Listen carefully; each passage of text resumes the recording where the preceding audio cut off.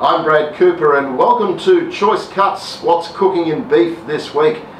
With less than a fortnight before key beef industry leaders meet in Fremantle for the MLA and Cattle Council of Australia AGMs, Northern Territory Cattlemen's Association Executive Director Luke Bowen has had a crack at the beef industry for being too timid in its discussions over plant restructures. Mr. Bowen says the industry is well overdue for a massive overhaul, given the last big rethink on the issue happened 14 years ago, when production systems, market channels and community standards were vastly different than those of today. Well, talking about bloody business, the live export industry is again holding its breath in anticipation of what ABC television might produce when Four Corners goes to air next Monday night. The focus of the program is expected to zero in on the latest controversy in Pakistan involving sheep out of WA. But with ABC journalist Sarah Ferguson again on the case, all livestock segments are on red alert. It was Miss Ferguson who effectively teamed up with Animals Australia last year to concoct the now infamous bloody business program, whipping up community outrage and leading to the devastating temporary halt of live cattle exports to Indonesia. Coles is also under fire this week.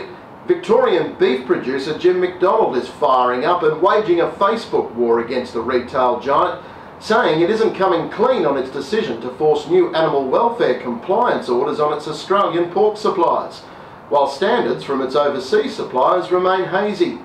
Remember, Coles announced this the same day Animals Australia launched a television campaign attacking Australian pork producers. Jim is on a mission to find out how Coles audits and tracks their overseas supply chains. But so far, Coles has dodged the question and have now hidden it completely by removing it from their Facebook page. Undeterred, Jim is now blogging furiously.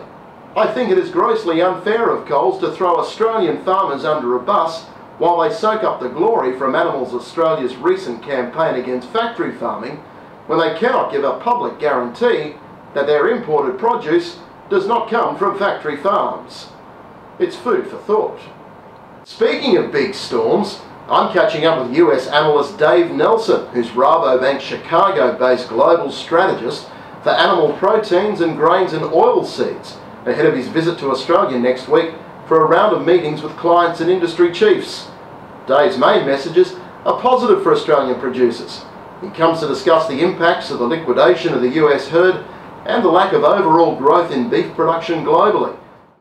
Also on the move this week is former MLA EU Regional Manager Jason Strong, who was pulled up stumps with his young family from Brussels and moved back to Brisbane to start as AACO's new General Manager of Marketing, effective this Thursday, November 1. This is a bold move by AACO as it looks to sharpen the pointy end of its vertically integrated beef business as both the country's biggest cattle producer and global marketer of its own beef brands. Cattle King turned super butcher Xander McDonald is in Brisbane next Thursday to speak at the Rural Press Club about how his newly acquired super butcher retail chain in southeast Queensland, which he rescued earlier this year from certain death under a pile of debt and angry creditors, will prosper under his leadership. I'm taking a look here at the latest edition of the Australian Lot Feeding Association Journal, or Alpha Journal for short, which comes out next month.